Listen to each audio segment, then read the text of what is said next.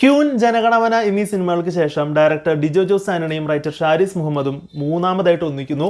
നായകനായിട്ട് വരുന്നത് നിവിൻ പോളി. സിനിമയുടെ പേരാണ് മലയാളി ഫ്രം ഇന്ത്യ. പറയുമ്പോൾ തന്നെ വളരെയധികം സന്തോഷത്തോടു കൂടിയിട്ടാണ് ഞാൻ ഈ റിവ്യൂ പറയുന്നത്. കാരണം വളരെ നല്ലൊരു സിനിമയായിട്ടാണ് എനിക്ക് ഈ ഒരു സിനിമ അനുഭവപ്പെട്ടിട്ടുണ്ടായിരുന്നത്. വളരെ സീരിയസ് ആയിട്ടുള്ള സബ്ജക്റ്റുകളാണ് പൊതുവെ ഡിജോ ജോസ് ആന്റണി സിനിമകളിൽ കൊണ്ടുവരാറായിട്ടുള്ളത്. ഈ ഒരു സിനിമയിലും വ്യത്യസ്തമൊന്നല്ല, നല്ലൊരു സീരിയസ് ആയിട്ടുള്ളൊരു സബ്ജക്റ്റ് തന്നെയാണ് കമ്മ്യൂണിക്കേറ്റ് ചെയ്ത് കൊണ്ടുപോകുന്നത്. പക്ഷേ അത്തരത്തിലുള്ളൊരു സീരിയസ് ആയിട്ടുള്ള സബ്ജക്റ്റ് ആളുകളിലേക്ക് എത്തിക്കുമ്പോൾ അവതരണ രീതി അല്ലെങ്കിൽ പ്രസൻറ്റേഷൻ സ്റ്റൈൽ ഇമ്പോർട്ടൻ്റ് ആണ്. ഒന്നെങ്കിൽ അവരുടെ ഇമോഷനെ കണക്ട് ചെയ്യിപ്പിക്കുന്ന തരത്തിലോ അല്ലെങ്കിൽ ഏത് തരം ആളുകളോടാണോ നമ്മൾ കൺവേ ചെയ്യുന്നത് അവരുടെ ലെവൽ മനസ്സിലാക്കി ആ ഒരു ലെവലിൽ നമ്മൾ കമ്മ്യൂണിക്കേറ്റ് ചെയ്യാനായിട്ട് ശ്രമിക്കണം എന്നുള്ളതൊക്കെ നമ്മൾ അവതരണത്തിൽ ശ്രദ്ധിക്കേണ്ട ഒരു കാര്യമാണ്. എന്നാൽ എല്ലാവർക്കും കണക്റ്റ് ആവുന്ന തരത്തിൽ കൺവേ ചെയ്യണമെങ്കിൽ നമ്മൾ ഹാസ്യരൂപേണ അല്ലെങ്കിൽ കോമഡിയും കുറച്ച് കാര്യങ്ങളൊക്കെ ചേർത്തുകൊണ്ട് പറയുകയാണെന്നുണ്ടെങ്കിൽ ഈസിലി ആളുകളിലേക്ക് എത്തും എന്നുള്ളത് നമ്മൾ പലപ്പോഴും കണ്ടിട്ടുള്ള കാര്യമാണ്. അതിന് പറ്റിയ ഒരാളാണ് നിവിൻ പോളി. തൻ്റേതായിട്ടുള്ള സ്റ്റൈലിലൂടെയുള്ള കോമഡികളും കാര്യങ്ങളും എല്ലാത്തിലൂടെ തന്നെ നല്ല ഒരു സബ്ജക്റ്റ് നല്ല രീതിയിൽ പ്രസൻറ്റ് ചെയ്ത് നല്ല ഒരു സിനിമയായിട്ടാണ് എനിക്ക് മലയാളി ഫ്രം ഇന്ത്യ എന്ന് പറയുന്ന മൂവി അനുഭവപ്പെട്ടിട്ടുണ്ടായിരുന്നത്. സോ സിനിമയുടെ പ്ലോട്ടിൽ നിന്ന് തന്നെ നമുക്ക് പറഞ്ഞു തുടങ്ങാം. ആൽപ്പറമ്പിൽ ഗോപി എന്നുള്ളൊരു വേഷമാണ് ഇതിൽ നിവിൻ പോളി ചെയ്യുന്നത്. പ്രത്യേകിച്ച് ജോലിയും കാര്യങ്ങളൊന്നും തന്നെ ഇല്ല. അമ്മ കഷ്ടപ്പെട്ട് ജോലി ചെയ്യുന്നു. അമ്മയുടെ വരുമാനം കൊണ്ട് മാത്രം ജീവിച്ചു പോകുന്ന ഒരാളാണ്. ചെറിയ രീതിയിലുള്ള രാഷ്ട്രീയ പ്രവർത്തനം കാര്യങ്ങളൊക്കെ ആ ഒരു വഴിക്ക് പോകുന്നുണ്ട്. സുഹൃത്തായിട്ട് മൽഘോഷ് ഉണ്ട്. മൽഘോഷിൻ്റെ വേഷം ചെയ്തിരിക്കുന്നത് ധ്യാൻ ശ്രീനിവാസനാണ്. ചെറിയൊരു പ്രണയം ഗോപിക്കുണ്ട്. തൻ്റെ പ്രായത്തിൻ്റെ പകുതി മാത്രം പ്രായമുള്ള ഒരാളെയാണ് ഗോപി ഇതിൽ സ്നേഹിക്കുന്നത്. അങ്ങനെ പോകുന്ന ജീവിതത്തിൽ കുറച്ച് പ്രശ്നങ്ങൾ കാര്യങ്ങൾ അവരുടെ ജീവിതത്തിൽ ഉണ്ടാവുകയാണ്. രാഷ്ട്രീയപരമായിട്ടുണ്ടാവുന്ന കുറച്ച് പ്രശ്നങ്ങളാണ്. ആ പ്രശ്നത്തിൽ നിന്ന് മാറി നിൽക്കാനായിട്ട് ശ്രമിക്കുന്നു. തുടർന്ന് തൻ്റെ ജീവിതത്തിൽ ഉണ്ടാവുന്ന മാറ്റങ്ങൾ കാര്യങ്ങൾ എന്താണ് ഏതൊക്കെയാണെന്നുള്ളതും അതുമൂലം ഉണ്ടാവുന്ന കുറച്ച് സംഭവങ്ങളും കാര്യങ്ങളൊക്കെ ബേസ് ചെയ്തുകൊണ്ടാണ് മലയാളി ഫ്രം ഇന്ത്യ എന്ന് പറഞ്ഞ സിനിമ മുന്നോട്ട് പോകുന്നത്. മലയാളി ഫ്രം ഇന്ത്യ എന്ന് പറയുന്ന പേരിനോട് 100% നീതി പുലർത്തുന്ന ഒരു സിനിമ കൂടിയാണ് എന്നുകൂടി ഞാനത് പറഞ്ഞുകൊള്ളട്ടെ. സിനിമയുടെ പേര് തുടക്കത്തിൽ എഴുതി കാണിക്കുമ്പോഴും സിനിമയുടെ അവസാനം ഈ ഒരു മലയാളി ഫ്രം ഇന്ത്യ എന്ന് പറയുന്ന ഒരു സോങ്ങിൻ്റെ ഒരു ബീജിങ് കേൾക്കുമ്പോഴും നമുക്ക് വളരെയധികം എന്താ പറയുക ഒരു പ്രൗഡും രോമാഞ്ചമൊക്കെ തോന്നുന്ന തരത്തിൽ നല്ല രീതിയിൽ സിനിമ മേക്ക് ചെയ്തിട്ടുണ്ട്. സോ പോസിറ്റീവ്സിനെ പറ്റി പറയുകയാണെന്നുണ്ടെങ്കിൽ തീർച്ചയായിട്ടും ഡിജോ ജോസ് ആന്റണി വലിയൊരു കൈയ്യടി അർഹിക്കുന്നുണ്ട്. ഈ ഒരു സിനിമയുടെ വിധി എന്ത് തന്നെയാണെന്നുണ്ടെങ്കിലും ആദ്യത്തെ 2 സിനിമകൾക്ക് ശേഷം മൂന്നാമത്തെ സിനിമയും ഫാർ ബെറ്റർ ആയിട്ട് നല്ല രീതിയിൽ ഈ ഒരു സിനിമ മേക്ക് ചെയ്തിട്ടുണ്ട്. അതിൻ്റെ കാസ്റ്റിംഗ് ഡിപ്പാർട്ട്മെൻ്റ് ആണെന്നുണ്ടെങ്കിൽ എല്ലാ ടെക്നിക്കൽ ഡിപ്പാർട്ട്മെൻറ്റും പെർഫെക്റ്റ് ആയിട്ട് അലൈൻഡ് ആയിട്ട് ഈ ഒരു സിനിമയുടെ കറക്റ്റ് ആ ഫ്ലോ മെയിൻറ്റെയിൻ ചെയ്ത് കൊണ്ടുപോകുന്നതിൽ വലിയൊരു കൈയടി ഡിജോ ജോസ് ആന്റണിക്ക് അർഹിക്കുന്നുണ്ട്. ആസ് യൂഷ്വൽ നമുക്ക് പെർഫോമൻസിനെ പറ്റി പറഞ്ഞു തുടങ്ങാം. നിവിൻ പോളി ഈസ് ബാക്ക് എന്ന് ശക്തമായിട്ട് നമുക്ക് പറയാനായിട്ട് പറ്റും.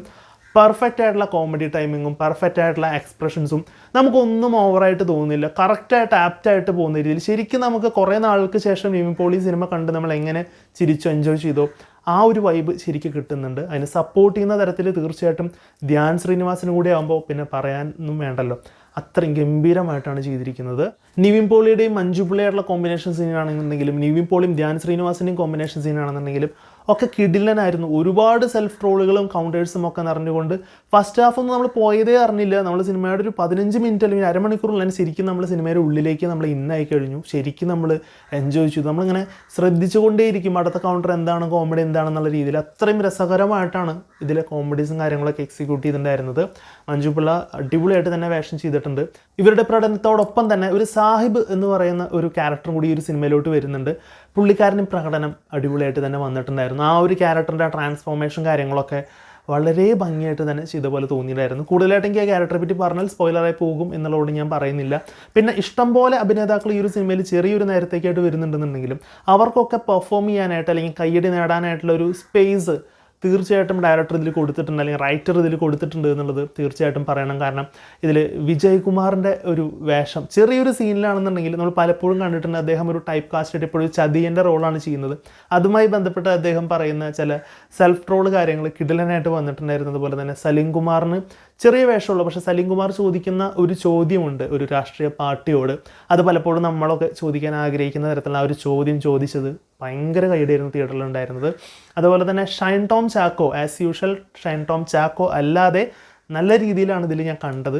പുള്ളിക്കാരൻ്റെ ഒരു 2-3 മേ ബി ഒരു 5 മിനിറ്റ് ഉണ്ടാവും ഡ്യൂറേഷൻ. ആ ഒരു 5 മിനിറ്റിൽ പുള്ളിക്കാരൻ്റെ പ്രകടനം അടിപൊളിയായിരുന്നു. നല്ല രീതിയിലുള്ള കോമഡിയും കാര്യങ്ങളും നമുക്ക് ചിരിക്കാനുള്ള വകുപ്പ് ഉണ്ടാക്കിയിട്ടാണ് ആ ഒരു സീൻ കടന്നു പോകുന്നത്. അങ്ങനെ തുടങ്ങി വരുന്നവരും പോകുന്നവരും ഒക്കെ കൗണ്ടറും ട്രോളും ഒക്കെ ആയിട്ട് ഒക്കെ അങ്ങനെ നിറഞ്ഞ് നിൽക്കുകയാണ്. ഇവിടെയുള്ള രാഷ്ട്രീയ പാർട്ടികൾക്കൊക്കെ നല്ല രീതിയിൽ ട്രോളും കൗണ്ടേഴ്സും ഒക്കെ കൊടുത്തിട്ടുണ്ട്. അങ്ങനെ വളരെ വൈബോട് കൂടിയിട്ടാണ് സിനിമ സത്യം പറയാച്ച് പോകുന്നുണ്ടായിരുന്നത്. പിന്നെ എടുത്തു പറയേണ്ടത്, പറയാൻ വിട്ടുപോയൊരു കാര്യം, ഇതിൽ മുത്തപ്പനായിട്ട് വരുന്ന ഒരു ആളുണ്ട്. ആളുടെ പ്രകടനമാണെന്നുണ്ടെങ്കിലും ആ സീൻ കൊണ്ടെത്തിക്കുന്ന ആ ഒരു സാഹചര്യം, അത് റൈറ്ററിനും കൂടി ഒരു മികവാണ്. ആ സീൻ വേറെ ലെവലായിരുന്നു. ആ ഒരു സീൻ ഒരു പക്ഷേ ഈ ഒരു സിനിമ എൻ്റെ OTT റിലീസിനൊക്കെ ശേഷം വളരെയധികം ചർച്ചയാവാനും സാധ്യതയുണ്ട്. കാരണം മലയാളികളെ സംബന്ധിച്ചിടത്തോളം ജാതി വലിയൊരു പ്രശ്നമായിട്ട് നിൽക്കുന്ന ഇപ്പോഴത്തെ ഒരു സാഹചര്യത്തിൽ, അല്ലെങ്കിൽ കൾച്ചേഴ്സ് വളരെ ഡിഫറെൻ്റ് ആയിട്ട് നിൽക്കുന്ന ഈ ഒരു സാഹചര്യത്തിൽ ഇപ്പോഴും മലയാളികൾക്കിടയിൽ ഒരു ഐക്യമുണ്ട് എന്ന് വിളിച്ചോന്ന തരത്തിലുള്ള കുറച്ച് കാര്യങ്ങൾ ഈ ഒരു സിനിമയിൽ കാണിച്ചതൊക്കെ എനിക്ക് വളരെയധികം ഇഷ്ടപ്പെട്ടു. ഫസ്റ്റ് ഹാഫ് സത്യം പറഞ്ഞാൽ ഞാൻ വളരെയധികം എൻജോയ് ചെയ്ത് കൈയടിച്ച് കുറച്ച് ഇമോഷണലായി ഒരുപാട് ചിരിച്ച് അങ്ങനെ കണ്ടൊരു സിനിമയായിരുന്നു മലയാളി ഫ്രം ഇന്ത്യ. എന്നാൽ സെക്കൻഡ് ഹാഫിലോട്ട് സിനിമ എത്തുമ്പോൾ സിനിമയുടെ ട്രാക്ക് ടോട്ടലി അങ്ങോട്ട് മാറി. സ്ലോവിലാണ് പോകുന്നുണ്ടെങ്കിലും നമുക്ക് ഗ്രാജുവലി ആ ഒരു ട്രാക്കിലോട്ട് നമ്മൾ എത്തി. എന്താണ് സിനിമ നമ്മൾ കൺവേ ചെയ്യാൻ പോകുന്നത് പ്രോപ്പറായിട്ട് ക്ലിയർ ആയിട്ട് മനസ്സിലാക്കി തരുന്ന തരത്തിലാണ് സിനിമ പോകുന്നുണ്ടായിരിക്കുക. സിനിമ മേ ബി ചിലർക്ക് ഒരു പക്ഷേ സെക്കൻഡ് ഹാഫ് കുറച്ച് സ്ലോ പേസ് ആയി, അല്ലെങ്കിൽ ഡൗൺ ആയി, അല്ലെങ്കിൽ കുറച്ച് ലാഗൊക്കെ ആയെന്ന് ഒരു പക്ഷേ ചിലപ്പോൾ തോന്നാനായിട്ടുള്ള സാധ്യതകളുണ്ട്. പക്ഷേ എന്നെ സംബന്ധിച്ചിടത്തോളം ഞാനത് ശരിക്കും അങ്ങോട്ട് എൻജോയ് ചെയ്തു. ആ ഒരു ചേഞ്ച്, പെട്ടെന്നൊരു ചേഞ്ച് ആ ഒരു സംഭവത്തിൽ നമുക്ക് കൊണ്ടുവരാനായിട്ട് സാധിക്കില്ല. വളരെ സ്ലോ ആൻഡ് ഗ്രാജുവലായിട്ട് വരുന്ന ആ ഒരു ചേഞ്ച് ഭയങ്കര രീതിയിൽ എനിക്ക് കണക്റ്റ് ആവുന്നുണ്ടായിരുന്നു. ക്ലൈമാക്സിലോട്ട് എത്തിയപ്പോൾ ശരിക്കും ആ ഒരു സ്ലോനെസ് ശരിക്കും നമുക്ക് നല്ല രീതിയിൽ ഒരു ഹൈ കിട്ടുന്ന തരത്തിൽ ക്ലൈമാക്സിൽ കൊണ്ടുവന്നിട്ടുള്ള ചില സീനുകൾ കാര്യങ്ങളൊക്കെ ഗംഭീരമായിട്ട് തന്നെ എടുത്തു വെച്ചിട്ടുണ്ടായിരുന്നു.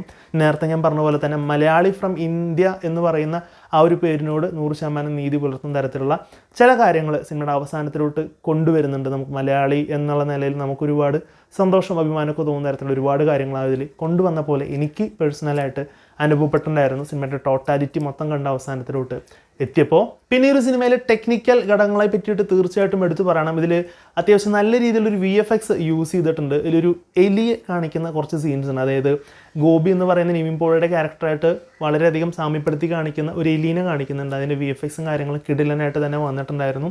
ഒരു ഇൻ്റർവെൽ പോർഷൻ വരെയാണ് ആ ഒരു എലിയെ കാണിക്കുന്നത്. കിടിലൻ എന്ന് പറഞ്ഞ കിടിലനായിട്ട് തന്നെ എനിക്ക് വളരെയധികം ഇഷ്ടപ്പെട്ടു. ആ ഒരു കണക്ഷൻ കാര്യങ്ങൾ, ഒരു മെറ്റഫറിക്കലായിട്ടൊരു സംഭവം സൈഡിലൂടെ കാണിച്ചു പോയത് അത് വളരെയധികം എഫേർട്ട് എടുത്ത് ചെയ്തിട്ടുള്ളതായിരിക്കണം എന്നാണ് എനിക്ക് തോന്നിയത്. കാരണം നമുക്കത് VFX ആണെന്ന് തോന്നാത്ത തരത്തിൽ അത്രയും ഭംഗിയായിട്ട് തന്നെ ചെയ്തിട്ടുണ്ടായിരുന്നു. അതുപോലെ തന്നെ നിവിൻ പോളിയെ പ്രകൃതിക്കിടയിൽ പ്ലേസ്മെൻറ്റ് ചെയ്ത ചില കാര്യങ്ങളും കൊള്ളാം എന്നുള്ള രീതിയിൽ തന്നെയായിരുന്നു അനുഭവപ്പെട്ടിട്ടുണ്ടായിരുന്നത്. അപ്പോൾ അങ്ങനെ ആകെ മൊത്തത്തിൽ ഞാൻ ടോട്ടലി സാറ്റിസ്ഫൈഡ് ആയിട്ടുള്ളൊരു മൂവി എന്നുള്ള നിലയ്ക്കാണ് മലയാളി ഫ്രം ഇന്ത്യ എന്ന് പറഞ്ഞ മൂവി എനിക്ക് അനുഭവപ്പെട്ടിട്ടുണ്ടായിരുന്നത്.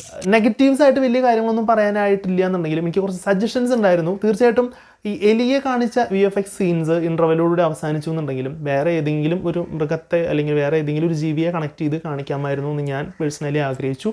എല്ലാവരും കുഴപ്പമൊന്നുമില്ല. അതുമാതിരി തന്നെ ആക്ഷൻ രംഗങ്ങൾ കാര്യങ്ങൾ നോക്കുകയാണെന്നുണ്ടെങ്കിൽ ഈ ഒരു സിനിമ 2 ആക്ഷൻ രംഗങ്ങൾ ഉണ്ടെന്ന് വേണമെങ്കിൽ 2 ആക്ഷൻ രംഗങ്ങൾക്കുള്ള സാധ്യതകളുണ്ട്. അതിലൊരു ആക്ഷൻ രംഗം മാത്രമേ സിനിമയിൽ വന്നിട്ടുള്ളൂ. അത് കുറച്ചും കൂടിയും ഭംഗിയായിട്ട് എക്സിക്യൂട്ട് ചെയ്തിരുന്നു എന്നുണ്ടെങ്കിൽ ആക്ഷൻ, കോമഡി, ഇമോഷൻ, ഡ്രാമ എന്ന് പറഞ്ഞിട്ടുള്ള നല്ല ഒരു പാക്കേജ് ആയിരുന്നു എന്നുള്ള രീതിയിലാണ് തോന്നിയിട്ടുണ്ടായിരുന്നത്. അതിപ്പോൾ ഇല്ല എന്നുണ്ടെങ്കിലും ഈ ഒരു സിനിമയ്ക്ക് ഒരു പോരായ്മയും ഇല്ല. എൻ്റെ സജഷനാണ് ഞാൻ പറയുന്നത്, ഒരു നെഗറ്റീവായിട്ടല്ല. അത് കുറച്ചും കൂടി ഇമ്പ്രൂവ് ചെയ്യാമായിരുന്നു എന്നുള്ള രീതിയിലാണ് എനിക്ക് അനുഭവപ്പെട്ടിട്ടുണ്ടായിരുന്നത്. അങ്ങനെ ആകെ മൊത്തത്തിൽ പറയുകയാണെന്നുണ്ടെങ്കിൽ അത്യാവശ്യം ചിരിക്കാനും കോമഡികളും കൗണ്ടേഴ്സും അടങ്ങുന്ന, ഇപ്പോഴും പൊളിറ്റിക്കലി കുറച്ച് കാര്യങ്ങൾ, റെലവൻ്റ് ആയിട്ടുള്ള കാര്യങ്ങളെ പറ്റി സംസാരിക്കുന്ന, ഇമോഷണലി കണക്റ്റ് ആവുന്ന, അങ്ങനെ എല്ലാം കൊണ്ടും നടന്നിട്ടുള്ള ഒരു ഫാമിലി പാക്കായിട്ടാണ് മലയാളി ഫ്രം ഇന്ത്യ എന്ന് പറയുന്ന മൂവി അനുഭവപ്പെട്ടിട്ടുണ്ടായിരുന്നത്. ആൻഡ് ഓൾസോ ഞാൻ ഈ സിനിമ തൃശ്ശൂർ ഗിരിജ തിയേറ്ററിലാണ് കണ്ടത്. 10 മണി ഷോയ്ക്കായിരുന്നു. അത്യാവശ്യം ഫാൻസും നല്ല ഓഡിയൻസ് ഉണ്ടായിരുന്നു. നല്ല വൈബോട് കൂടിയിട്ടാണ് സിനിമ കണ്ടത്. അത്രയും ഭയങ്കരമായിട്ട് എൻജോയ് ചെയ്തതിൽ തീർച്ചയായിട്ടും ആ ഒരു ഓഡിയൻസിൻ്റെ വൈബും കൂടി വലിയൊരു ഫാക്ടറാണെന്നുള്ള കാര്യം ഞാൻ ഓർമ്മിപ്പിക്കുന്നു. അപ്പോൾ നിറഞ്ഞ കുടുംബ പ്രേക്ഷകരോടൊപ്പം തീർച്ചയായിട്ടും നിങ്ങൾക്ക് ഫാമിലി ആയിട്ട് പോയിട്ട് കണ്ട് എൻജോയ് ചെയ്യാൻ പറ്റുന്ന നല്ലൊരു മൂവിയായിട്ടാണ് മലയാളി ഫ്രം ഇന്ത്യ എന്ന് പറയുന്ന മൂവി അനുഭവപ്പെട്ടിട്ടുണ്ടായിരുന്നത്. തീർച്ചയായിട്ടും നിവിൻ പോളിയുടെ വലിയൊരു തിരിച്ചുവരവ് തന്നെയാണെന്നുള്ളതിൽ യാതൊരുവിധ സംശയമില്ല. എനിക്ക് വളരെയധികം സിനിമ ഇഷ്ടപ്പെട്ടു. സോ ഈ ഒരു സിനിമ നിങ്ങൾ കണ്ടിട്ടുള്ളവരാണെന്നുണ്ടെങ്കിൽ നിങ്ങളുടെ അഭിപ്രായം എന്താണെന്നുള്ളത് തീർച്ചയായിട്ടും കമൻറ്റ് ബോക്സിൽ രേഖപ്പെടുത്തുക. വീഡിയോ ഇഷ്ടപ്പെടുകയാണെങ്കിൽ ലൈക്ക് ചെയ്യുക, ഷെയർ ചെയ്യുക, കമൻറ്റ് ചെയ്യുക, ചാനൽ സബ്സ്ക്രൈബ് ചെയ്യുന്ന കാര്യം പരിഗണിക്കുക. മറ്റൊരു വീഡിയോയിൽ കാണുന്നവരേക്കും ഗുഡ് ബൈ.